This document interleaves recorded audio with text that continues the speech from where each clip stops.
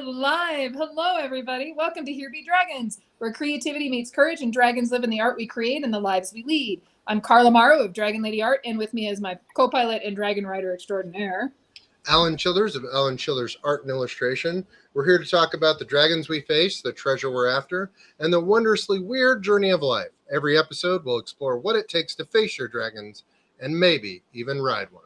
So grab your shields, sharpen your claws, and let's dive in today because we're asking the question that matters most. What dragons are you facing? Hello. Hello. We have a guest. We're here with, your art name is Woody Woodward? Yes, sir. Correct? All right. And can you introduce yourselves to our audience and tell them who you are, where they can find you, and what your relationship with art is? Sure. So, hey guys, as he said, my name is Woody Woodward. I'm a fantasy illustrator and muralist.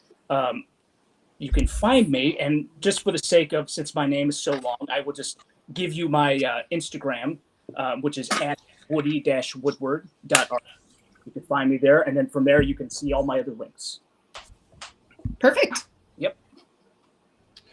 What is your relationship as far as like your history with art? Like, how did you where did you learn art, or like how did you get into art? Sure. So I'm actually sitting in the very house that I got introduced art to. My grandfather was a cartoonist. He wasn't a professional one, but he worked for U.S. Steel for several decades, and he did do like cartoons for their safety manual, a particular one named Haphazard, which is a lot of fun. He had a very mad magazine style of cartooning. Oh, so cool. I love that. Yeah, and it was a lot of fun. And our styles ended up becoming very different over the years because he had because when he painted, it was almost like the Bob Ross style of painting. You know, it had a very unique look about it, very atmospheric, but also very graphic, 90 kind of deal. Mm-hmm. Whereas mine became more painterly and more like Caravaggio with the strong light, cool. Stuff like that. But yeah, it's he's the baseline for my art life, honestly. Awesome, that's really cool. Well, one of the questions that we ask on Here Be Dragons, we ask this of all of our guests, is what dragons are you facing? Is there any trials that you've been kind of facing preventing art, or have you faced your dragons and are you riding them? All of the above, and I think that's what artists are doing constantly. We might be doing 2 or 3 of them at the same time, right? Well, my current dragon that I'm trying to master anyways, I'm at the Bristol Renaissance Fair currently, which is the first major Renaissance fair I've ever done, the first major show in general that I've ever done. Oh, okay. I get thousands of people every weekend, and the sales are doing well for the most part. We've had some weird weekends where we're starting to feel the effects of climate change in terms of the shows. The wildfire smoke from Canada came down and canceled the weekend. Oof. Bristol never cancels. So that is part of a big deal. Part of a dragon that I'm fighting as well, not just riding. But at the same time, too, coming up here, because I live in Kansas City, Missouri. But I'm originally from Northwest Indiana, and that's where I'm staying right now, a little town called Hebron, Indiana. And I came up here, and I try to set up some mural contracts when I can, even if it's a small one. It just gives me something to do during the week to kind of get myself, my mind focused on other things instead of just doing the Ren Fair and that. However, it can be a little challenging, jumping from fair, because I drive straight home from the fair, and it's about a 2-hour drive. So I get home Sunday night around 10 o'clock. And then immediately Monday morning, I jump on a mural project, or I'm off doing something else, And actually 2 of these mural projects, one that would have made up my summer in terms of income, on top of the fair, of course, dropped out. Oh, no. I had an agreement with the town near here, and I had all of these concepts, and you guys are probably very familiar with that. You come up with work for somebody, and they go, "Oh, I'm sorry, we're going to cancel this project," and they don't give a reason why. Funding ran out. Yeah.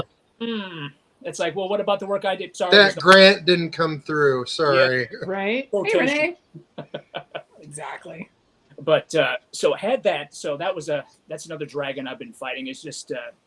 And that imposter syndrome comes in. It's like, well, am I not good enough? Because then you see other friends that are doing extremely well in the mural business. They're constantly work. even though I know that not a year before, some of those same friends have gotten denied on several projects. So it's kind of fighting in your head about this stuff. And of course, at the same time, too, I'm fighting the death of a family member, my Uncle Jimmy. Oh, sorry. Well, thank you.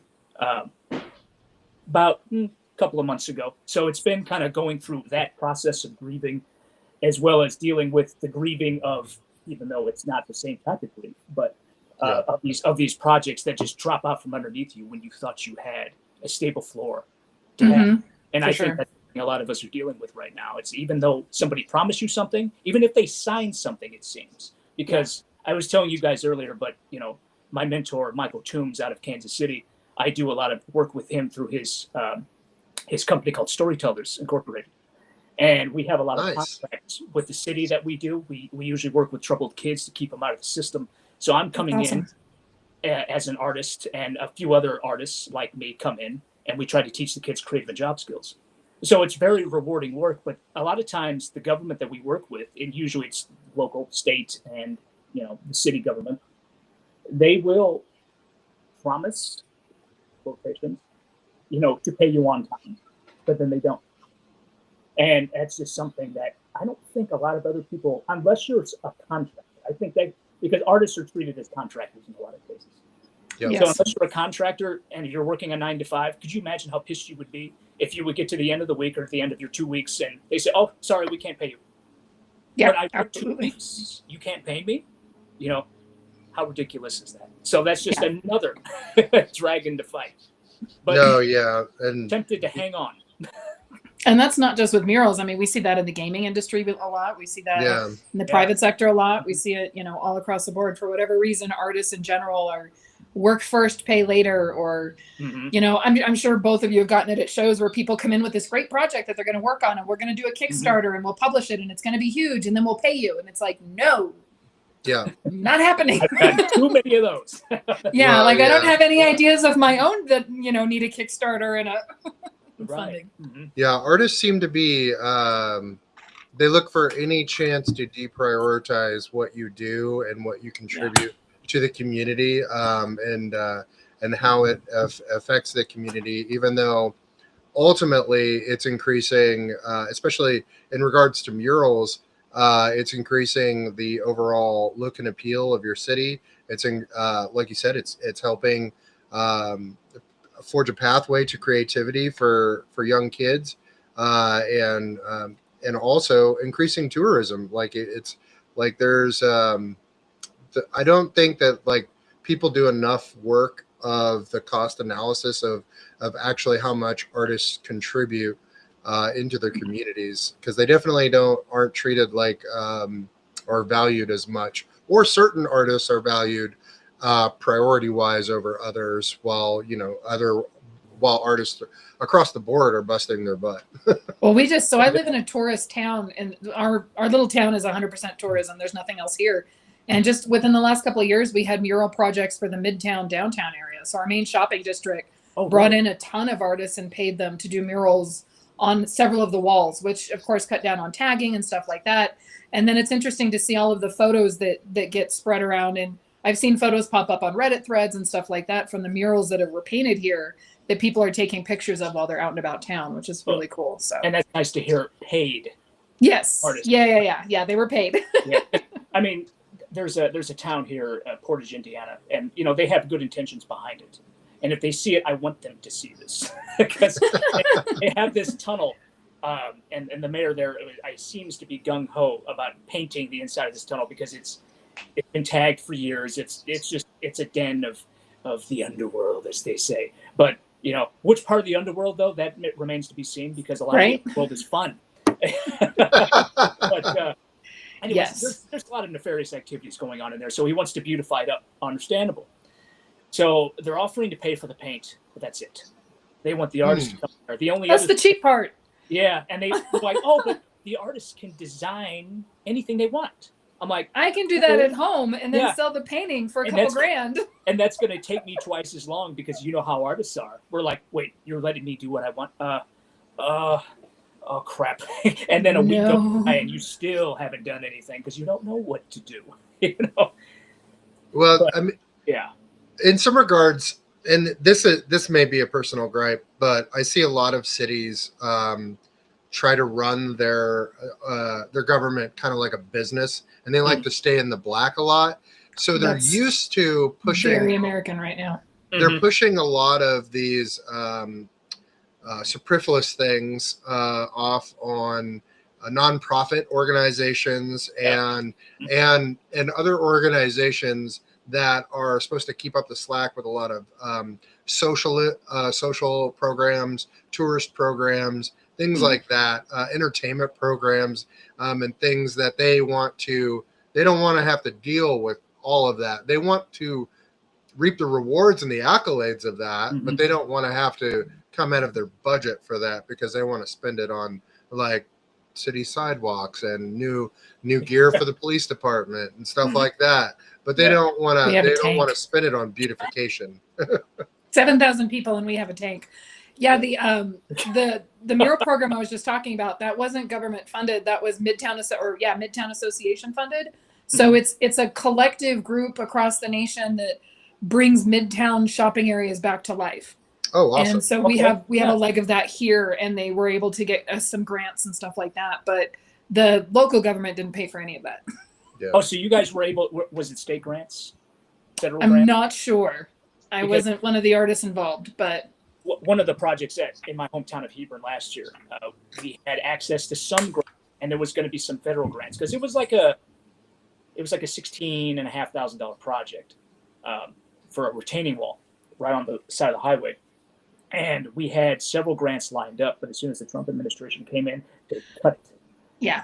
And we were told at the meeting, but thankfully the council was brazen enough to find other funding.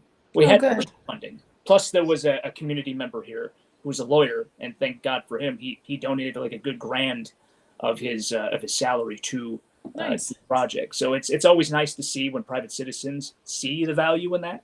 But it's also a shame that we have to rely on private organizations to do that when it shouldn't always be the government. But the government. Well, that's what millionaires used to do. Right. That they used to do that out of the kindness of their heart to fund community and to help. Or libraries. Or galleries or any of that. I mean, the millionaires used to do that, as tax write-offs, but it still was. I have a Carnegie Library right down the street from here. So absolutely. But yeah, I mean, hi Renee, hi Elliot. Sorry, I'm just talking to people in the chat. Oh, you're good. I just figured you were talking to the voices in your head. Yeah, they were. He does that too. But going back to the community and the art, especially when me and Mike when we work together, it's not just us two. There's a whole family of us there, and we have this process called creative placemaking, where we go and kind of like when we work with the kids, somebody like me or various others like me, we go in as professional artists and we teach the kids or the public to paint and work together. So you have all communities come in, and it's kind of like a paint by number, but there's a section of it that's that, and the rest of it is done by the professionals. So you still have something that looks good, and then something that the community can be involved in, and then you have, and a lot of times, a lot of people with different political beliefs and religious beliefs, they're sitting there talking to each other, and maybe they realized that they didn't have to hate each other the whole time, that they had something in common. Well, there's an ownership there too, right? Exactly, and that they feel like they've invested in it personally. And that is where it stops the tagging. Because could you imagine if some dumbass kid or adult comes in there and tries to tag it, the community would hang them out to dry, and that keeps them. It keeps the walls from looking like shit, because then you have the community that tells a story, which is what we all do anyways, right?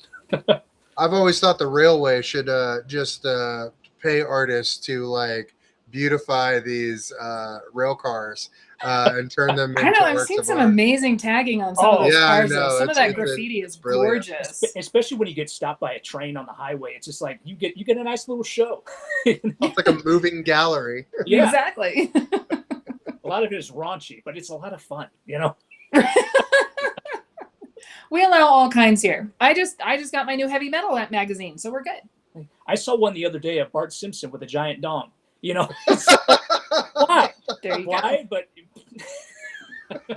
But Rule 34. Please don't Google that. Please don't Google Rule 34. Oh my gosh. I don't plan to. Those in the chat, do it. Come on, tell us what it is. So, what is this Urban Dictionary site? Are you a full-time artist? Is that your primary source of income then, Yes, with what you do? Mhm. Awesome. Right. That's the way Carla operates as well. Art is her primary source of income as well.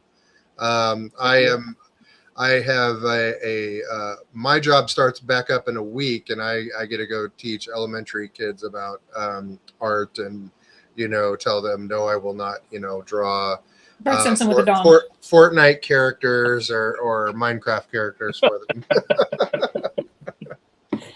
Please tell me if someone says Bart Simpson with a dong, because I'm gonna.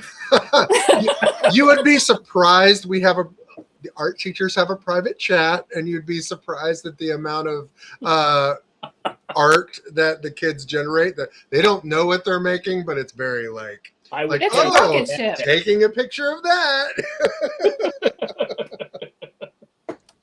It definitely goes on the private art teacher chat sometimes. Do you ever use a children's whatever they're making as reference for what you want to do? You're like, oh, this is kind of fun. Maybe I can I've been heavily inspired by a lot of my kids, by my kids. Inspired. Yeah, by my kids' imagination.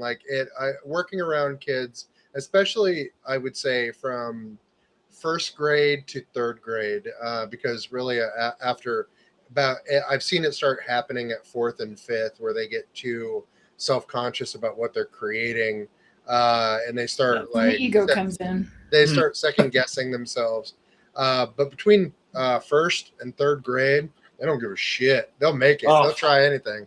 It's great. Bad that I've had the devil in my head since I was in kindergarten. We're trying to get back to that ever since. We've got these. I've got kids that they just want to draw. We have some kids that will draw. They'll do the assignment, but then there's kids that will always make the assignment about robots, or always make the assignment about dinosaurs, or something like that. So it's always, that's cool. It's always, it is. I like to think of it as art, tangentially connected to art. So I'm in that creative space constantly, which helps me feel more creative too as well. I feel more creative at work sometimes than I do in my own studio and house. Because honestly, I feel the same way when I'm promoting my book, which we could talk about here in a bit whenever we get to it, because I know this is going to be a rabbit hole we just keep spiraling down. Absolutely. That's how we love it here. I know. The amount of artists that have started messaging me going, wow, this is really cool. It's like we're all hanging out in the studio together. I'm like, yes, that's what I want. The conversation is going in 20 different directions. Yes. But my brain can handle it, but I can't. I think all of our guests have ADHD on some level. We're all neurodivergent. Yeah. We're good. Yeah. As an artist, I just think it's artist means ADHD now. No, I didn't say autistic. I said artistic. Right? Yes, exactly. You have an artist. Oh, man. But I think my parents would have rather had the autistic. Too bad. They get what they get. They probably got the right? You get what you get and you don't make a fit. Who cares? I could have the best show in the world, and my mother still goes, oh, I'm sorry you didn't have a great show. I know you really needed one. And I'm like, I just made more money in a weekend than you did in 6 months of work. Yes, I really needed a good show. Thanks, Mom. Yeah, being at my show, speaking of kids, they point out, and I talk about my book, and they're like, but what's this? And they point at the map that I created, and I look at it and go, I don't know. I don't say that out loud. But I'll make it up. And sometimes I do a good job, and other times the kids that are, they're smarter than they let on. A lot of kids are. And then they go, really? And I go, yes, get out.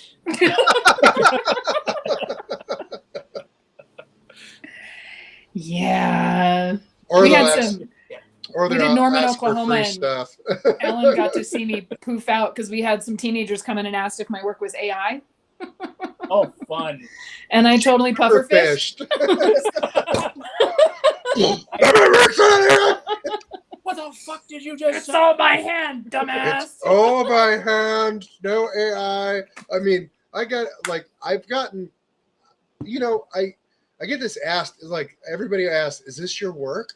And I'm just like, and I'm kind of like, The whole booth? all original work by me, digitally or by hand.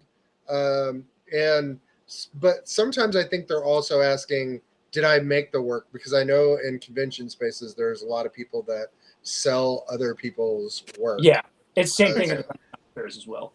Yeah, and those are usually like the pop artists and things like that, or you can tell that they're reselling fan art artists. Yeah, well, yeah. I mean, and I've seen incredible fan art artists as well, but like it looks like a branded, marketed piece that was like on an issue of something. Like that's probably not the person who made it.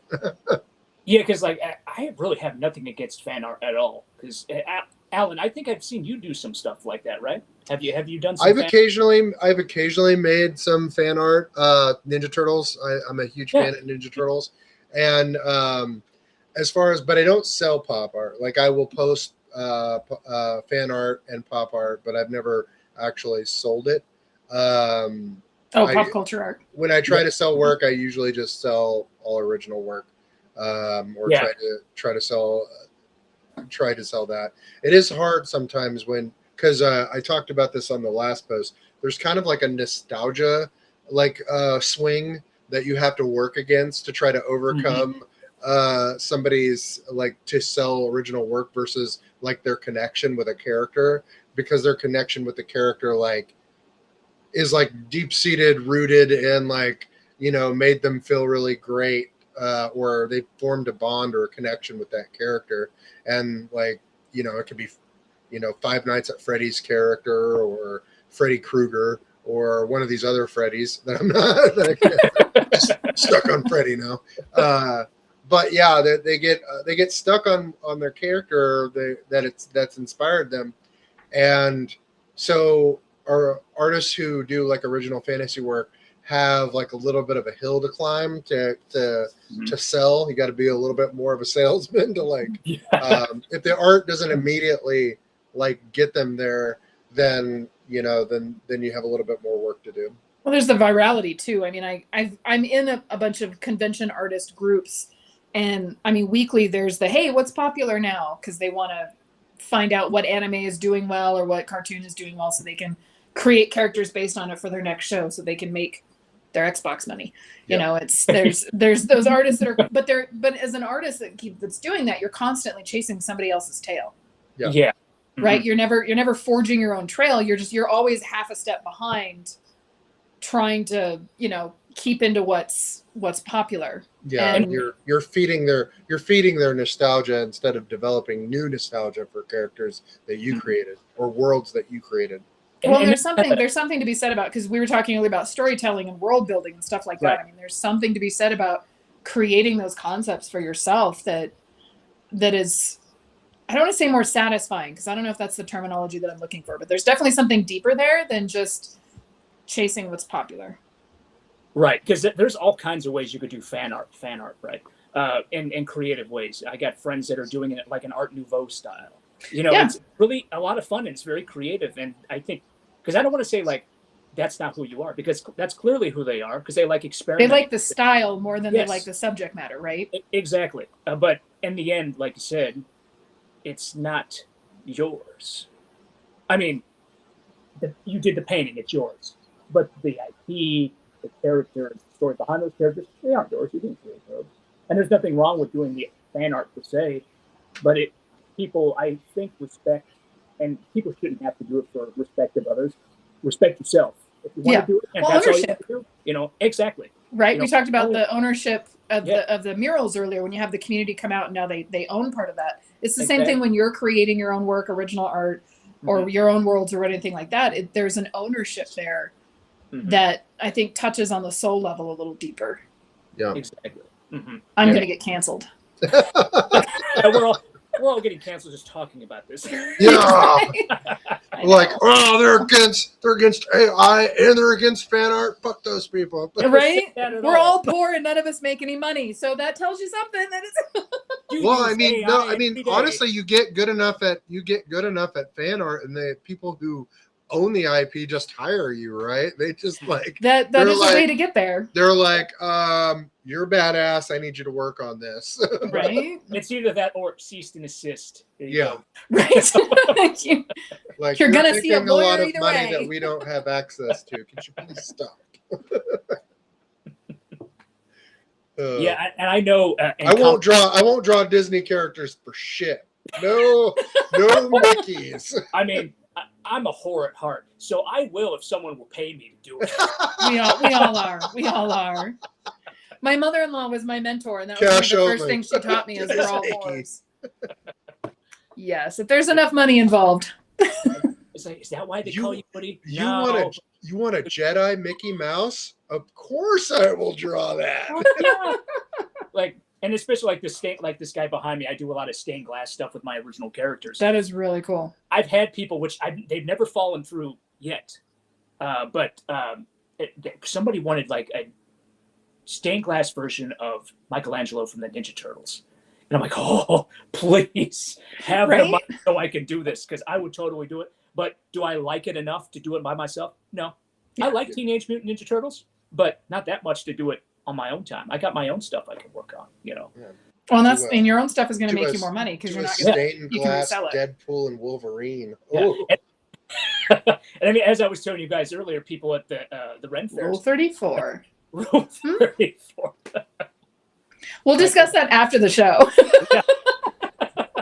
Please, I'm curious now. But yeah, like Space Jesus back here, you know, he makes more money than I've ever done doing any fan art ever. That's Now, awesome. It took time. Don't get me wrong. And going back to the Comic Cons, I remember getting a lot of people going, "Oh, what's this?" And I tell them, "Oh, it's my original world building project of Alveri, and I'm writing a book for it all." And they go, "Oh," and they turn around and keep walking because they don't want to see my stuff. They want to see Captain America. They want to see Wolverine. They want to see Frodo and Sam.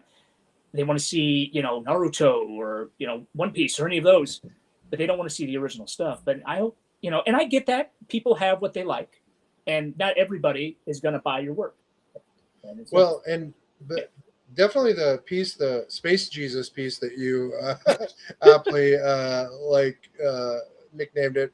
Definitely, the pose definitely has looks like it has a little bit of religious iconography, which does. taps into that nostalgia as well. And it does. I like to travel the world when I can. And I've always been into art history. You know, we were talking about that earlier. Whether that was on the podcast, I don't remember because my brain We talked for about 30 we or got 40 minutes. pretty deep the folks. 45 Yeah. minutes before we went live. I looked at the clock and went, "Oh shit, we should go live." right? So, but I've always been enamored with churches and the stained glass in particular. And I think, I mean, it's just like with any artist, right? You steal like an artist. You have all of these memories in your head that you don't even realize that are there until one day you're thinking of a project and go, oh, what if I made this a church glass, you know, a church stained glass window? And like what, you know, because you always see Jesus with his arms out wide or some sort of saint or some sort of angel, whoever. They're like, well, let's make this a thing. That's not when I'm writing the story. And that's in public domain. Yeah. There we go. Like Jonah and the whale, we're going in. Yeah. Right? And then as soon as you get inside the whale, then you realize it's public domain and go, oh, thank God. All right. I You can't use this. You make it first and ask forgiveness later. Right. They built a whole religion around that one. I mean, Scientology, anybody? You know? Spaghetti monsters. Yep. Flying spaghetti monsters. Yeah. Oh, that May is you be touched by his noodly appendages, raw men. all praise noodle.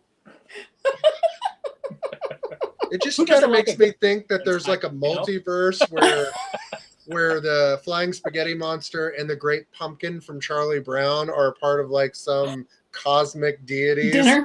Oh, you know, that would make a really good stained glass window. Ew. That would be. Get that baby ready for fall. Right? But the horror in me is starting to wake up now. I go, maybe. I could do more shows. That would open up a whole new branch. Yeah. Wait, is this So the same actually, art? so that's a There's question. always So another show. Right. did you get out of Comic-Cons pretty much completely then, or just doing a few, or because I did the same thing. I dropped Comic-Cons in 2018, 2019 It's funny for the because same we reasons. dropped it around the same time. I think Okay. actually not the same time. I dropped it probably a year or two later than you did. I think it was 2021, 22 Okay. when I dropped it. And 22 was also the first time I did a Ren Fair as well. And Oh, okay. And I think I did make money at the last, it was Planet Comic Con, which is in Kansas City. That was the last Comic Con I did in 22. And I grossed $11. Oh. Now, Yeah. when I first started, my friend Jess could attest to this because we shared a table. That was back in like 2018-ish. I made $30. That's it. $30. Not make up the table plus $30. No, $30. So Wow. I did make a lot of progress from there. But even still, I was hitting a wall because every time I mentioned the book, people would go, "Oh, okay, well, I'll come back to you when the book's out." Like, Yeah. it's Yes. still the art is still here. You know, if you don't like it and you want to give the book a chance, because that's what people would say. I want to give the book a chance before I give the art a chance. And I'm like, not You sure. want the story first. Right. And I can understand that to a point. But I realized I'm hitting a brick wall here. So I tried KC Renaissance Festival. And in the one weekend that I did that year, I made more money than I did the combined years of Planet Comic Con for me. And I'm like, oh, shit. Yeah. You know. Oh, and I yeah. got Okay, my, so how long have you been on the They show market? spend money at Casey at Renfest. yeah, I do. And I Yeah, have my they do. friend John to thank. So, buddy, if you're watching this, thank you. Never thought to go to a Ren Fair to vend, but he brought it up. So, How long have you been on the show circuit then? Just in general, like how long have you been doing shows for? since 2019, I would say. Oh, that's cute. Okay. Carla's Sorry. I've been doing doing it for a while. I've Hey. been doing shows since 2005. I started in the Ren Fair circuit, and I was doing local Ren Fairs. And then a friend of mine talked me into doing. 40s. I'm 32 years old. Thank you for aging us, Alan. I appreciate that. That's cute.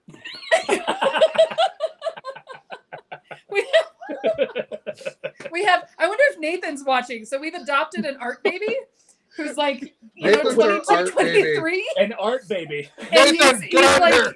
He's, You're our like art he just baby. had his portfolio reviewed by Magic and stuff, so he's been messaging me all weekend to tell me how excited he is, and we're like, "Yay, it's our art son!" And he's been on the podcast a couple of times, and we've done some cool. stuff together. But yeah, but no, I started shows in 05, so I was there during the 2008 collapse. But I started in Ren Fairs, and conventions had just started picking up, and a friend of mine was like, "Dude, you have to do conventions. You have to do conventions." So I swung into conventions, and I did really well for several years. Anime conventions were phenomenal for me. And in fact, I held on to anime cons till 2021, 2022. NDK, I think 2022 was my very last convention. And I finally he just wasn't pulling it anymore. And I couldn't fight against people doing fan art in it. And I couldn't on the web. shut up, Siri, no one asked you. And I couldn't fight against like Tower of t-shirts, right? So you had all these huge vendors that were coming in. And I went from artist alley tables to vendor to 10 by 10 spaces. I couldn't fit in a 6-foot table now to save my life. Like there would be no way I could get all of my shit into a 6-foot table now. And there was a fair jump, but my last Comic-Con was Denver Comic-Con. I spent $1,200 on the booth and I grossed $1,200. So I broke even, not including hotel and gas and stock, but I was like wedged between two, like one guy was doing these 3D scenes from video games where he would do layered paper. And it was like the scene from Mario, but the paper would be layered in it. So you have this kind of 3D effect. And then the people next to me, I don't remember what they were selling, but they had floodlights up. And so my booth was like in this dark hole. And I had a pretty good booth. And I was like, I can't do this anymore. So I've been doing Norman, Oklahoma Ren Fair. Largest single weekend Ren Fair in the country. They can pull up to 300,000 people in those 2 days. It was I it was so- baller. I had a panic attack. There were so many people. It was awesome. Yeah. Oh, They had like an 8-foot troll. It was great. and that's what I love about run fairs too, because you were talking about, you're not being able to fit your stuff in a 6-foot space. I hear that entirely. I have a 10 by 20 now. I can't even go down to a 10 by 10. It's really hard. Because my problem is I'm painting bigger and bigger things. Like this time is a 36 by 36. That's awesome. And most of my other stuff are 18 by 24s, and make them at least, 20 or 20 by, 28s or something like that sometimes. Yeah. And, these rent fairs, they give you a 10, you can set up a 10 by 10 tent. Wait, 10 by 10? And it's $300 a weekend or. I know, right? It's ridiculous. Like Bristol, they charge the merchants. Now you could buy a building, which is a whole other beast, but that comes with a whole significant amount of money you can make out of that too. Yeah. Yeah, it's like a timeshare almost. Pretty much. I mean, you can, unlike the timeshare, at least the building you can own, but the timeshare, yes, you don't own the land. You don't own the land. Yeah. Yeah. Like, it's more like a trailer park. You own the trailer park. Yeah, absolutely. That's a really good way to put it. But yeah, you pay like $3,000 at Bristol, and I won't say how much. I'll tell you guys later on. But when it's in more private matters, but I make a lot more than that at these fairs, and it beats the hell out of Comic-Con because all of the artists are spread out. Whereas Comic-Con, you were stuck right next to him. You're in an aisle. You're in a whole It's section. nice when you're talking amongst each other. It's a nice to be there. I tell you what, I miss a They're 2-hour paying for setup. less I miss days, all too, of my right? stuff. Same money, less days at a Comic-Con. Mhm. Like the same amount of money for the table. Sorry, Carla. That's fine. Go ahead. Oh, I was just going to say, what I miss about Comic-Con is indoors. You're not fighting weather. Everything fit on a dolly, and it took me 2 hours to set up as opposed to 8. Right. Yeah. Well, we were just talking about that earlier with Gen Con. Because this past weekend at Bristol, it was raining. And I'm thinking to myself, oh, man, those people at Gen Con, they're lucky as hell for being inside. And I'm seeing videos of rain pouring from the ceiling. I'm like, is this AI? What the fuck am I looking at? Right. And that's always the first question now, right? Is this AI? Yeah. Is this And real? I'm seeing the same thing again and again from several friends of mine at this show. And I'm like, oh. Like, maybe, you know what? I'm glad I'm here. Screw it. Right. My tent's not leaking. I'm fine. Yeah, we were at Silver Sage Ren Fest together. Woody and I were, and it rained that entire week, pretty much the entire weekend.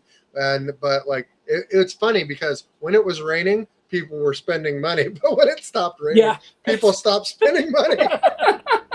The magic of Ren Fair has washed away. Right. It drives them into the tent to stay dry a little bit. That's so it's happened to me quite a bit. Yep. So You have a captive audience. They're not leaving. Oh, yeah, no, please stay. Do you want to sit for a little bit? Can I get you something to drink? Take a load off. Now they feel guilty and they have to buy art. That's the best ones. As you hold a broadsword to their neck, come on, take a load off. Right. I'm glad you're here. You want that painting. Yeah. Oh, wait, no, that was Comic-Con, not Ren Fair. Yeah. Oh, people still dress like Anakin and Yoda when they. Oh, they do. Yeah, They paid a lot of money for that cosplay. You think they're only going to wear it once? Oh, right. I mean, we just had. Wasn't this weekend? It was the weekend prior. It was RenCon that we had, and people showed up dressed as Anakin. I'm like, this Okay. Oh yeah. Yeah. That's... I had the friend of mine that talked me into doing comic book conventions. She was telling me about how her first con, she made corsets. She still makes corsets. And she didn't know anything about the con world. And so her first convention she attended, she couldn't figure out why there were so many military people walking around. It didn't matter that it was all like Battlestar Galactica. They were all military uniforms. Oh my gosh. It's funny. Speaking of military, there's a lot of legit military people in the Ren Fair circuit. Like, it's amazing how many vets are there. Oh yeah. Now, and a lot of them are really good dudes and gals. I'm a then vet. there's, see, there you go. He's one of them. But He's got to drop that at least once every episode. You want a gold star for that? Every other episode. But I don't ever proud put of you, that. I Alan. don't ever use that as a sales gimmick or anything. No, like no. That. It's like I'm not You buying do gotta do veteran-owned artist space. I mean, hell, Ellen, if you're having a bad show and you got to throw it out a few times, man. Awesome, Renee. Yeah. But yeah, there's a weird segment of vets in general in the Renaissance fairs where they get like neo-Confederate Viking shit. Oh, It's weird. very weird. There's a whole there's a whole right-wing politics shit that's in Ren Fair that is very redneck Viking Nazis. It is. yeah, and it's not as cool as it sounds. The pipelines for sorry, y'all, we're gonna get political for a hot minute. The pipelines for this stuff is really weird because now there's a pagan to tradwife red pill pipeline too. Yes, it's like, no, I've been pagan since Directly I was 13, and yes, I drunk out eye? almost every episode too. But I've been pagan for so long. I'm like, how did you make that connection? It doesn't. You're casting spells and doing rituals 1 minute, and then the next you're under his eye. Which eye? His eye. Odin's eye, damn it. Yeah. Odin's eye, the only one. I remember, and I was in Bluffwoods, which is a show near St. Joseph, Missouri, that I do every spring.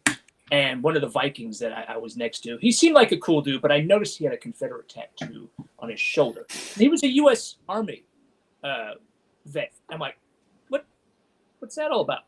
You know? And he goes, well, give the same spiel that a lot of the Confederate apologists always give. Oh, well, people don't really know the true story behind the Confederacy. I'm like, no, I do. I was a history minor in college. I know how to read documents. Very cool. So it's like, I'm not stupid. Now I didn't study the Confederacy until much later after college. But, it's pretty easy to see. I'm not going to put the losing side's flag on my arm. Yeah. I'm not going to put a participation trophy on my forearm.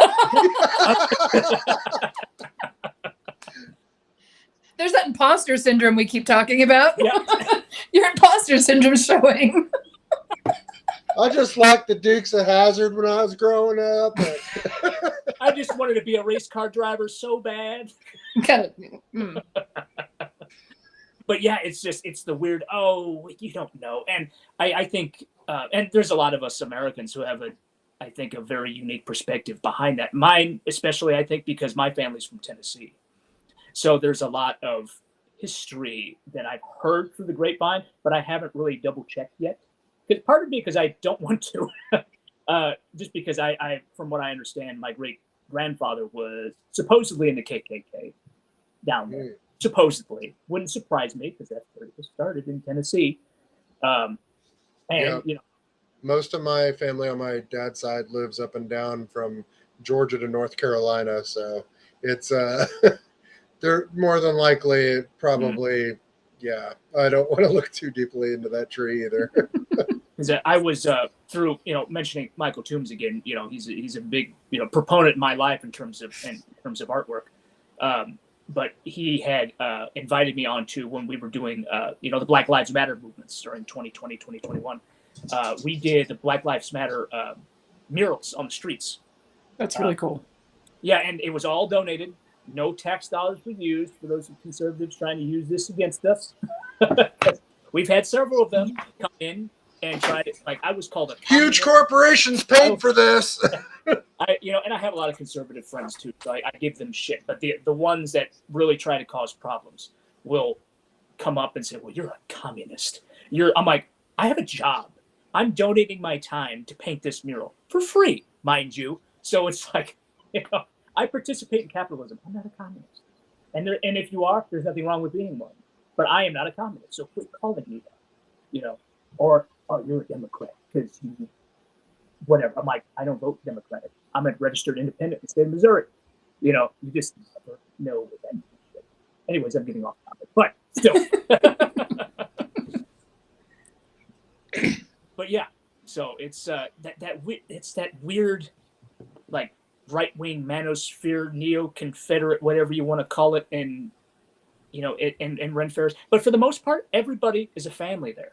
They'll do anything to help you out. I just learned recently that there's a whole financial aid package for Rennies who, whether because the fair got canceled that one weekend due to the fire. Okay. There in Canada. That's cool. And I applied for it because I'm like, well, I'm out of money, so I got it wasn't much, but they gave me a couple $100, and I'm like, if anybody was thankfully I didn't need it that bad, but I needed it for other things. And if somebody needed food for the next couple of weeks, Right. that would have got them through. If they Yeah. needed the gas money to get to the next place, that would have got them through. And Yeah. it's nice to see that there is that sense of community, which I Yeah. think we all need to hold on to right now. Well, and Yeah, how many think those Rennies support travel all over the systems- place? I think Oh, those yeah. support systems in the artistic communities in general, across the board, could be developed a little bit more. Like we need more of those. And they do have those. Like there's a metric ton of paperwork you got to fill out to get those to get access to that. But like in the rural places, like the places where I'm at, they just that kind of support just doesn't really exist too much, or it's like that, there's not much being done to tell artists that that's available. So Well, and not just artists, but small business owners in general. Yeah. Like For sure. Especially in the last 12 years, the support for small business has almost gone away.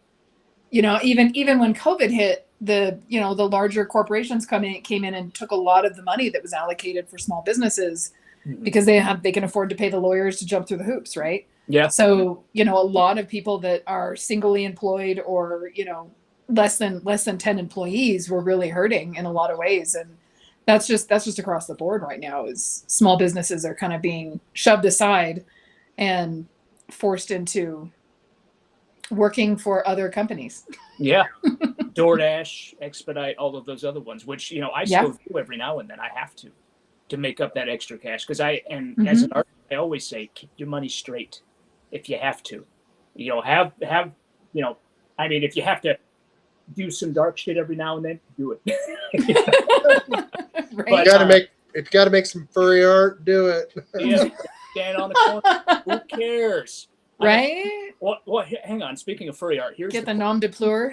the question of the century: how much would you get paid, or would you want to get paid to do furry art? And I mean the dirtiest furry art you could possibly think of. For me, probably it would be pretty pricey because I wouldn't want to draw it to begin with. So, and you know what the problem is? They would probably pay it. I'd put like a $250 commission price on it, and they'd probably pay it. Oh, I'm thinking 12 to 15. Oh, really? yeah, I'm thinking like 15 to 3. There you go. Yep. And I wouldn't be doing furry art. I'd be doing. I'm going to be getting emails now. Got to do that scaly stuff. Oh yeah. And actually, well, and so that just came You'd be up. surprised what some of the guys asked me to draw in the Army. Okay. I was working Rule for 34. cigarette money Again, back we'll then. talk about it later. Quit it now. I'm curious. Yeah, we'll talk about it. It's funny because we had a clip just go viral, quasi-viral recently from the podcast where I was talking about the convention bubble popping and cons not doing as well as they used to be. And furry cons came up in the comments, and Alan had to actually kind of curb it a little bit because the comment was for all furry cons are sex clubs. And it's like, no, they're not. They're furries are not. Whatever two consenting adults do on their own time, that's their business. But it doesn't necessarily make it a club with a membership. I would, yeah, I would argue that Ren fairs are more sex clubs than. Yes. What goes on behind the scenes? I've seen so many polyamorous relationships go between cast members. It's ridiculous. Man, I need to get into the Ren Club more. Come on in, Alan. It's a lot. Oh, God. Pictures or it didn't happen. Well, I'll have to pay. I could see OnlyFans with you too. I'd be in it. Yeah. Oh my gosh.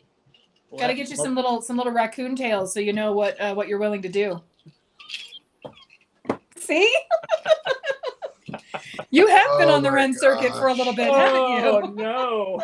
We're definitely going to have to put an explicit warning on this episode. Sorry, guys. We're having a little more fun this time. Hang on. What was that t-shirt idea we were talking about earlier? Oh, see, I need to write this down. If you can't finish it, yeah. Oh, come on. Finish it. Finish it.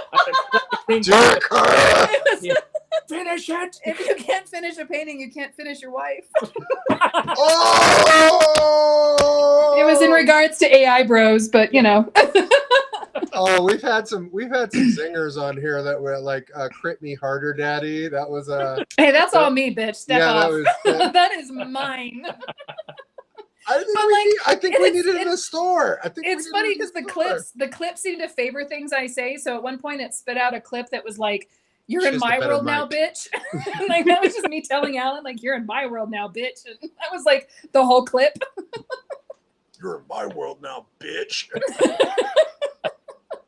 That's something I could say to people since I am doing the world building, right? See, there you go.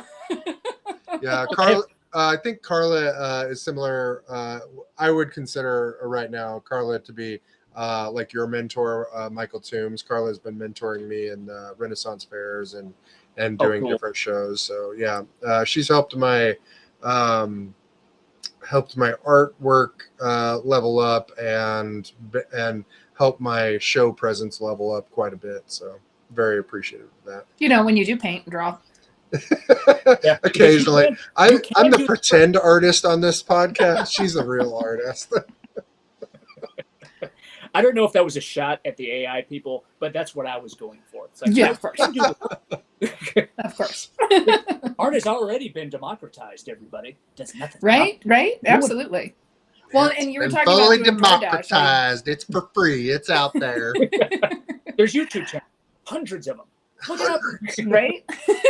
You can just take it. It's like fruit growing on a tree. If it's on the internet, it's free to grab. No, Doesn't please make don't you do that. any less of a dick when you use it, though. Please don't grab my titty, okay? I don't appreciate it. I do not consent. But yeah, so you were talking about like having to do DoorDash occasionally too. Yeah, I work one day a week in a local bookstore that I worked in for 10 years and then quit. And then the economy being what it is now, I've had to go back to 1 day a week. And it's enough to cover, you know, the majority of the house bills or to help boost, you know, the spouse's house, you know, being able to pay that. But because shows have just, I mean, I'm probably making a third this year what I have in the past at shows. It's just been that low. And with the gas and the economy and people are scared all the time. And right. And that's where they want us. They want us scared all the time. And that is a method of control. So people are worried about spending. And honestly, it's hard not to be, right? Oh, completely. Everybody here around here is one accident away from being bankrupt. You know, most Americans don't even have $1,000 in the bank. Yeah. Some even 500 in the bank. Yeah. And I have some friends that are just coasting off of $2, and I'm like, how are you doing that? Yeah, I think I just had a good Kickstarter, so I'm okay for the moment. Most Americans are probably 2 bad decisions or 2 bad days away from being, you know, on the streets. Well, and that's scary because every time I log into Facebook, I have more friends that are like, yeah, I have to throw in the towel. I just can't do this anymore. And it's so shameful too to see that because, you know, there's so many. I hate the word talented because no, me too. But skilled, it's the word we conjure up as a as a placeholder. But there's a lot of really creative people out there that have a lot to show and a lot to tell. Speaking of storytelling, but they can't because they can't go. You know, they have to go out and work a 9 to 5, and sometimes 3 to 11s or whatever it is, and they're so exhausted. And I always try, and that's what I did when I was younger. It's easier to do it when you're younger to work a full-time job and go home and draw. I did for years. Yeah, me too. When the older you get, the more tired you are, and you might still get some time in, but maybe it's only 5 minutes. And in the end, you're still getting that art in, but people like us, creatives, need more time. Yeah. That's why Leonardo, Michelangelo, Gentileschi, all of those people were able to do what they do. They still had to follow the clients. Although, if you guys know who Ken Burns is? Are you familiar with the Ken Burns documentaries? He had that one he was real famous for, but he has a ton of others. He did one on Leonardo da Vinci here recently. Ooh. And did that come out? Okay, so I saw the announcement for it. I didn't realize it had come out yet. Sweet. I'm gonna look that up. Yeah, so if you have PBS at Passport, it's worth the $5 a month because there's a ton of content on there you guys can watch. Yeah. But that man did not. He was an artist through and through. He did not finish his shit. Which what's funny? it was funny because what did we talk about? If you can't finish your painting, you can't finish your wife. Right. Well, I don't think he did because he was gay. That's a good point. But I mean, regardless, like he literally he would start a painting for the city of Florence and then fuck off to France and then He was notorious in his younger days for it. Yeah. oh man, he would just fuck off to anywhere. And then the next client would be more powerful than the last. And then when the client's like, hey, you signed a contract, you need to pay this. And he goes, and put Daddy King in front of him. And then he goes, oh no, he belongs to me now. And then he goes, yep, I'll see you in France, whatever. And Oh man. they're still beholden to that client, but they had the time to invest in their craft. Whereas now, and it was considered a craft then too. But okay. Well, when you don't, I'm going to argue. When you don't steer the economy into a fucking iceberg and make it to where we are in a survival state instead of a thriving state, I mean, they could have just not done that, and that would have been great. Current administration. But also, here's the thing about art in that day is it was, and we touched on this earlier about production art, illustration versus hard art, right? Mm-hmm. And I mean, that was a big thing. Is he had most of his art, especially most of the surviving art, was commissions. Yeah, mm-hmm. He got paid to do that.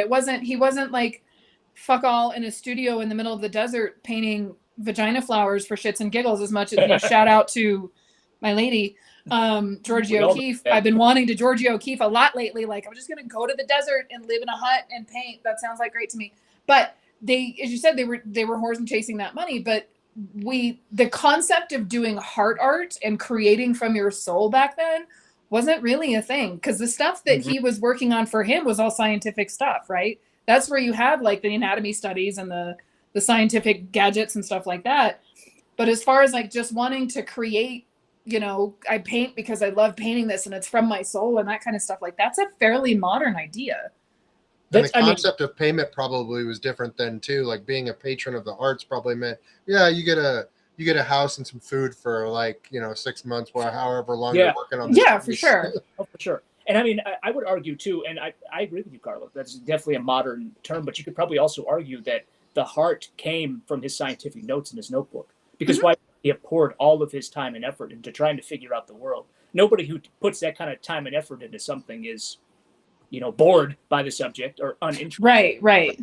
So, but it fed into and that's how it should be, right? Your hard art should feed into your production art and things like that. It's finding that balance. It's like the art was fueling his observations. Like he wanted to explore the world and have observations and figure out how things work. And like the art was allowed him the freedom to do that because he was, Well, he worked at body processing, or he worked with an executioner or something in his early days. He was drawing executions. In his earlier days to start to help. That's kind of what started him working on anatomy and stuff like that. I think he was sneaking into monasteries and getting the monks to give him cadavers. Yeah, that was in there too, for sure. It's a weird dude. I like him. He was, there's 10 Who needs to pay a model? I can just look at a dead one. Right. The early days of YouTube, there was a 3-part series that came out that was talking about Leonardo, that how we all suck when we start and then we work hard enough to get better at it was basically what it was. It was really good. I'll have to add it to the show notes because it's a phenomenal video for the imposter syndrome. We should but it talked about how bad he was when he started. To plug that PBS documentary as well. Mm-hmm. Yeah, and not just Leonardo. There's stuff on the Vietnam War. There's stuff on the Civil War. There was one on Henry David Thoreau that just came out. It's really insightful. I will watch that one. I'm had enough of war for my one lifetime. I mean, I'm a history buff, so I love watching. I'll watch it over and over. In fact, I have that playing a lot when I'm painting in the background. Because we all have to have our favorite show or maybe our podcast, whatever it will be. But and especially since I've become a writer now for this book, Alveria Ascension, that involves him back there. But Space Jesus. So tell us what's the character's name? What's the character's name? There's got to be a way you say Space Jesus every time I. But this We're not guy quite rich enough for that soundbite clip thing that you push every time something. Yeah, we're working on that. That's next we need season. to get some radio friends. If anybody's got friends on radio, There whoever's you go. left in radio. But tell us about your story. Tell us about your story too. Yeah. So this guy back here, he's one of the keepers or elementals in this world. There are 4 of them to exist. And every 1,000 years, the tribes of Bavaria, a continent in this world of mine, they celebrate what's called Brithis Day, or the lightest day. And it's when the ethos, or the elements of Bavaria, and you can see that orb in the corner of that painting there. There's 4 orbs all around. So you can kind of see another one there, and then kind of one down there, and then one right behind me. But they shine their brightest. They're at their strongest. But it's also when one of their caretakers, a keeper, this guy in particular, dies. So it's up to one of the tribes to replace that keeper with one of their own. So this is about, when the book starts, it's at the onset of release day. It involves a character named Verun, his sister Averi, and they're brought into this meeting of the clans. And I know it sounds very stereotypical fantasy, but I promise you, it's not your typical Eurocentric one.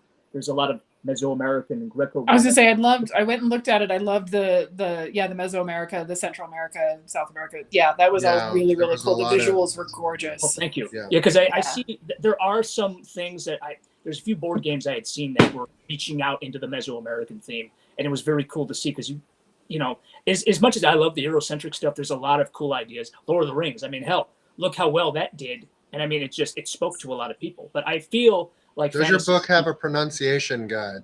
Yes, it does. Yeah, awesome. Because that's one of the things I was looking at, and I go,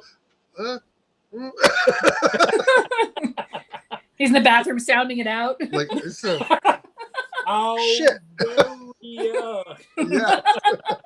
I get Demons are popping up out of nowhere. We don't know. Well, is this a fucking incantation? You're popping a blood vessel down there. Yeah. But I get that all the time at Ren Fairs. Like, what's Alveria? And they'll be over there trying to pronounce stuff. And I don't know if you guys ever had these issues at conventions or Ren Fairs where they're like, I wonder what that is. And they'll be across the street. And you'd be like, if you come over here, I'll tell you what it's about. They go, no, thanks. And they'll keep walking. Yeah. It's like, they're like, you asked. Yeah. I did get mad one time and yelled out, why did you ask the question then? They didn't call a bitch out. They were like, that's cool. Then just walk off. Okay. Mm-hmm. No, I'm just looking. We just got here. I'll be back later. Yeah.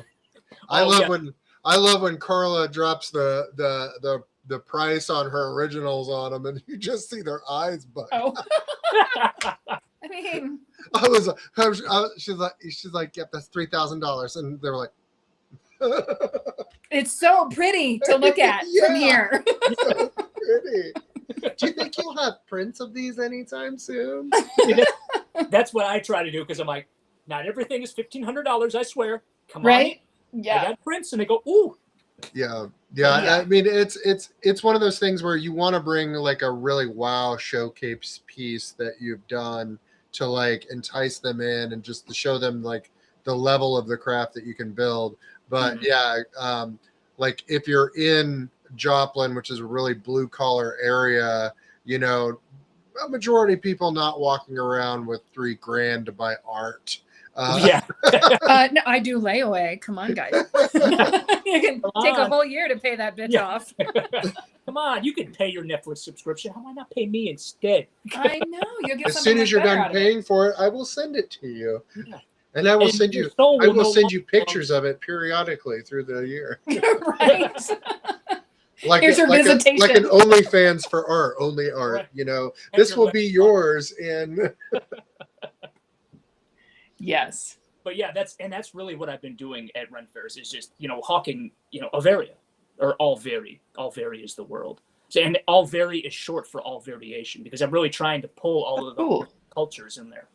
And I travel the world as much as I can. This year, I had a little bit, I'm still fighting that dragon because I had bought a brand new van, which, Alan, you might have seen it at Silver Sage. Okay. But as soon as I bought it, it started having a ton of problems. Oh, no. But it's all fixed now, thank God. And I was able to recoup some of that money by doing the Ren fairs, and I had to take some side jobs. But it was during that time that I had to cancel my trip to Uzbekistan this year. But it's something I don't intend to stop. It's just I'm putting it on hold for now. And if I do make up more money and I'm able to go in the winter, I'll go. But I'm also trying to save up for different business ventures. Like I'm trying to buy a building in Bristol. I'm trying to buy a building in Kansas City for the Renaissance Fairs. Oh wow! Oh, that's great. Because Awesome. the buildings are more conducive to our work in general. Because we need a gallery. It's all well and good to have a tent, but when it gets wet out, you're limited to inside the tent. You cannot leave your work outside. Oh yeah. I mean, some people you can. Some people have behind glass and frames that are very good at keeping the water out, but it's not most people's work. So those people that have buildings, they can really build up the immersion a little bit more too. So they can really like a good permanent building, they can really transport you to someplace new. For sure. It's different when you walk through those doors versus like a tent. You're constantly thinking about like, I need to bring as much as I can, but also I need to be able to pack it up too. Yeah. In case we got to hightail it out of there because a neighbor's coming. Yeah. Right. Yeah, we covered that. We talked about that with Heather Hitchman too, because she's doing South Carolina, I believe. That's where she owns a building, and she was talking about, she wants that whole immersion, right? She's also world building her own world, Teratoff, and so she wants every part of the building to look like, it came from her world. So that's the immersion thing I think is really. There's a new speaking of documentaries. I just saw a commercial today for a new documentary that's dropping in August about the artists of Disney, like Disneyland and Disney World, that create these immersion events. Okay. Yeah, I'm super excited about it. I'll have to re-find it because it like popped up on YouTube when I was watching YouTube. So that sounds. But it's a new documentary that's coming out about the immersion process and building it so when somebody walks in, they're in a world as opposed to just seeing it online. Oh yeah, I want to see that. Talk about going to school. That sounds like a good one. I know, right? Yeah, I was really excited. I was like misty-eyed watching it. I'm like, oh my god, it's just the trailer, and I'm already crying. Well, like I've been kind of obsessed recently with some of these like theme parks. Like people are doing these pop-up theme parks, and they're like building like mini theme parks in their backyard, and they're doing like or they're like doing installation theme park, like they'll get like rent out a building, but they'll turn it into like this fairy tale place. They have animatronic dragons and everything like that. That's a even lot of even at JomoCon, those robotic dogs. They put a dragon kind of skin suit on a robotic dog, and it just changed. Like it was just so cute. And well, look at the Halloween props you can get now from the 13-foot skeleton, and you have people that are doing entire horror walkthroughs in their front yard or backyard. I mean, I was we used to do a Halloween party every year, and I was really big into it and wanted to do the whole haunted house thing, and never had the time or the money or the energy, but something that I wanted to do. So I'm on all those boards of converting weird household stuff into haunted house stuff. And I was watching a video of a guy, he actually built a mini roller coaster in his backyard that went through a haunted house type thing. Oh, that's cool. And it was up, and then they would come and it was like 4 little cars, and they would ride it, and it was really cool. But it's we have the ability. Well, and I mean, again, back to conventions, when I was young, cosplayers were sewing their own costumes.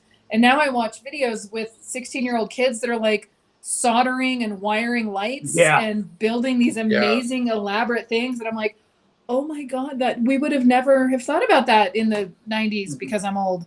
They're programming it's like amazing. apple pie stuff into their into their cosplay, and like making stuff is so much more articulated accessible wings. Oh yeah, I mean, in the 90s, you didn't have YouTube, and if you did, it was in it was. Bitch, I'm older than Google. Yeah, the forums we had back then. That's about it.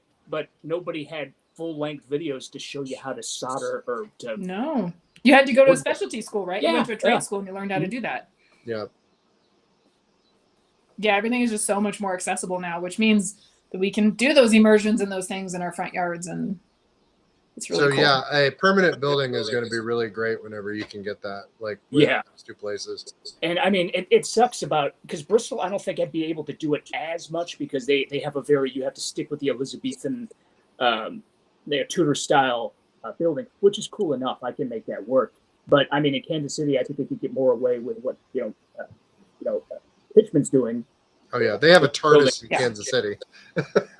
Oh yeah, so like in Kansas City. Well, and they were stealing natives and taking them into the Elizabethan area, so you can bend the rules a little bit with your Mesoamerica stuff. I'm sure I probably could, because I mean, even with I'm sure you guys saw the native stuff I was doing, as you were saying. I called them the Abdigehi. That's the tribe. They're like the merchant class in this world. And at Bristol, at first when I brought it to Bristol, and before I even came to Bristol, they have they're a juried show technically. Yeah. You have to get accepted every year, even though you were accepted the year before. Mm-hmm. And the first year I put it in, they sent that picture back and said, "Sorry, we cannot allow this to be here." And I think they assumed that was just another white guy trying to, trying to borrow another person's culture. And I'm like, no, that's not what this is. And I had to explain my reverence for this culture and just cultures in general and what I'm trying to do with it. And after doing that, they actually let me in, which I'm like, whew, because when you get a liberal-minded white woman or white man in those positions, they might have good intentions, but they might freak out at every little minuscule thing. Yeah, this seemed like your initial reaction, like, oh, this seems wrong. Yeah. Yeah, I mean, definitely, and because there are people that may do those kind of things, right? Oh, sure. Yeah, but I think definitely coming from telling stories from a place of respect and reverence for the culture too. I mean, there's definitely we need to make room for that kind of story to be told and for that kind of expression to be had as well. For sure, and I think there's kind of and I wouldn't call it a problem in Kansas City, especially in the art scene. There's a lot of artists of color that are making it big there right now, as they should, because they have a lot of important stories to tell. But the art scene in Kansas City, and I'm sure when I was briefly in Chicago, it was kind of that way too. It's all based around identity, as it should be in a lot of cases. Yeah. Identity can mean many things, but it's become just that, like identity around race in particular. And my mentor, Michael Pimps, is a black man. He's had to deal with that his whole life. He's been a token black man for a lot of the art organizations there. Yeah. But, because people are like, oh, well, let's see your black art. He goes, black art? He's like, I just make art. It's not, it might be black in nature in terms of its, storytelling, maybe. Or influences, things like that. Cultural, because that's those cultural influences, exactly. Right? And I believe a lot of people, when they ask that, that's what they mean. But that's all it's become. Yeah. And it's not become art for art's sake or art because it's telling a good story. It's because, and now shows are set up like to have black artists over here and Hispanic artists over here. And whatever shows are for that, great, perfect. Because we need those spaces because they were left out of the other spaces. Absolutely. White spaces for so long. I understand that completely. But now it's gotten to the point where I can't get into any shows in Kansas City because my art and fantasy art in general has always had this problem. It doesn't. Yeah, trying to do that with dragons, it's a little weird too. There's a niche and I would say like our fantasy art is culturally like that is our culture. The myths and stories and legends that ended up being mythology is like white culture. Like dragons are one of the most widely recognized symbols in the world. That's why I think when we go to a Ren Fest, it's like this is kind of like our cultural event. I see that there's, especially in Bristol, I saw there was a black family that had came and they were in like an African type of garb, but it was a fantasy style, and it was so unique. I'm like, this is what I like to see. I want to see stuff like this, and nothing wrong with the traditional European armor. That belongs there as well. But and that's what I want to do with my book. I want to bring in more of that. I want to bring in more diversify and I was an SCA for 10 years, and the things that some of the people did with their armor and stuff and mixing cultures and whatnot was really incredible. Yeah. And especially like it's so sad. It's not, I guess it's kind of sad because we're so used to seeing the Eurocentric side of things that when someone brings in something that has existed for hundreds of years, if not thousands of years, like someone brings in like a Mongolian style costume or something from Africa and it looks so unique. And it is. Traditional Japanese. Yes. Mm-hmm. And we see that, we're like, oh, it's so cool. But we need to be seeing more of that. It should be normal to see it. Yeah. Agreed. It's cool whether it's normal or not, but it's sad that we don't see enough of it, I guess is my point. Yeah, there's a very like narrow vision of what, especially when, as you know, we were talking about earlier with making the cosplay and stuff like that. You have the entire internet at your fingertips to look up anything from any culture, and we should be, especially as artists, absorbing that and taking it in, and putting it in the crucible of our brains and letting it ruminate and spit out. And I mean, I just did a year ago. There was a archaeological astronomy symposium here in Ruidoso that was a week of them talking about Pueblo archaeology and astronomy all the way down into Mesoamerica. We talked a little bit about Stonehenge. There was one speaker about Stonehenge, but a lot of it revolved around Chaco Canyon and those types of places. And it was amazing. How the little tiny nuances in their art that would line up with certain stars and things like that, and how they told time, and what they understood. And they would put outlooks on mountains that would line up with the horizon line, and the shamans would go up there. Bye, and that Renee. was when they tell you to bye, Renee, thanks. That was how they would tell you to plant their crops and stuff like that. And I mean, it was absolutely fascinating. And those cultures did talk to each other. They were influenced by each other. They did communicate, and they traveled and they got around and seeing those differences. And it was interesting talking to the scientists, because a lot of them, are dealing with pueblos that have been around for thousands of years. And so they would have a Puebloan or a Navajo guide, but, they couldn't tell them everything because the white people don't need to know that stuff. And so the scientists were a little frustrated because there was only so much they could get from, the elders and the speakers, because it's so protected in their cultures. Yeah. Well, and I mean, even sorry, Alan, go ahead. Even our friend Brian W. Parker, he's been on the podcast before too. He has this world building series that he's working on called Nicholas the Maker, and it's a kid series with about like the Saint Nicholas, but it's like a world of these mythological characters where Nicholas is a child of color in a historically, or has been shown to be predominantly at least in pop culture, to be Santa Claus being a predominantly white character for many years. So taking that, spinning it around, and taking these things and showing them in new ways, I definitely think and having new perspectives and new stories, we have to make room for that, for people to express in different ways and change characters, change their look, but also maybe their personality, their genders, their sexualities. There could be a gay Santa Claus. I mean, I am for that story too. That would be I want to see. Yeah, I want to see all those kind of things expressed and made beautiful and made and it has a place for it. So yeah. Well, again, that ownership, right? When you create something like that, you have an ownership of it. I know. I'm sorry. Today's word of the day is ownership. Yeah. But yeah, I mean, we should be widening our lens for sure, and looking at what's available and seeing more. And their studies have proven that if you're a reader and you engage in other people's worlds, it grows your empathy. You have a wider emotional range, things like that. And that should absolutely be a thing that happens, right? We should be widening those doors for sure. And it's the same thing with traveling. You learn a whole lot more when you go overseas. Or you don't even have to go overseas. You can just go south of the border, and you can learn a whole lot from the people who live there. Mm-hmm.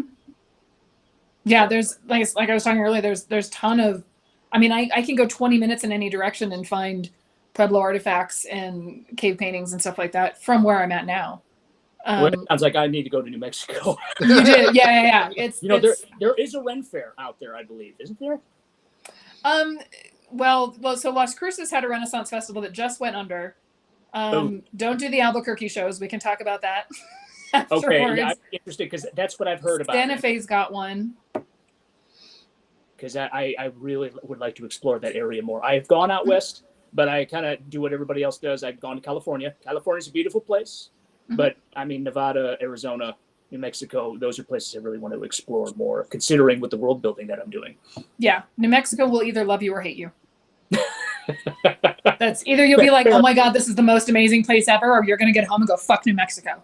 It knows who it wants. And but that being said, I mean, I'm between two major ghost towns. Billy the Kid is huge here. The Billy the Kid saga. He's, Smokey the Bear was found in this area. The actual Smokey the Bear. Yeah. The Smokey Bear, the museum's like 20 minutes from my house. A lot of Old West stuff. But you go deeper and you have Chaco Canyon, which New Mexico is currently fighting for, like crazy, because they want to shrink the area around Chaco Canyon for drilling, and everyone turns around and they're like, oh, they're not going to actually touch Chaco Canyon. It's like, oh yeah, because they're great about making sure that their spills stay in their borders and whatnot. And the federal government is good at keeping promises. Yeah, they're putting a nuclear reactor underground 40 minutes from my place. Oh yeah. Roswell Fisher is just up the way. Carlsbad Caverns is just up the way. But yeah, a lot of ruins, it's just a historically incredibly rich area. Santa Fe is the oldest state capital, inhabited state capital in the country. The Spaniards were here way longer before the English were. And there's a lot of like old churches and things that are leftovers from the Spaniards coming in, and taking over the pueblos. And yeah, it's really just a fascinating area.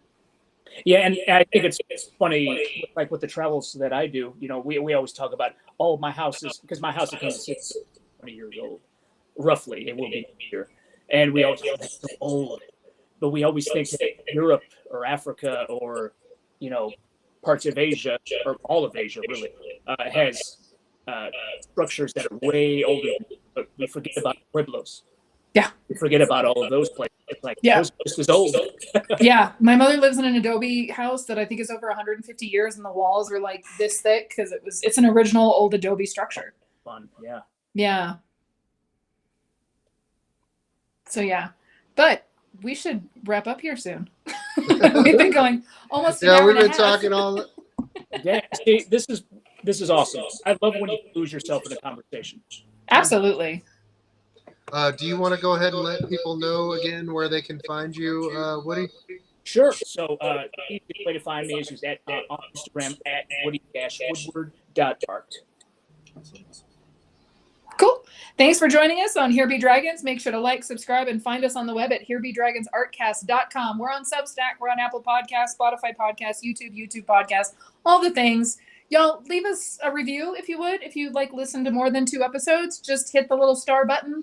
That kind of gets us back into the algorithms. We're about to cross 1,000 downloads. We're getting pretty close. Alan and I have started doing mini-sodes kind of here and there between the regular episodes to kind of discuss our guests while they're not sitting in front of us behind their backs and let people know what. No, I'm kidding.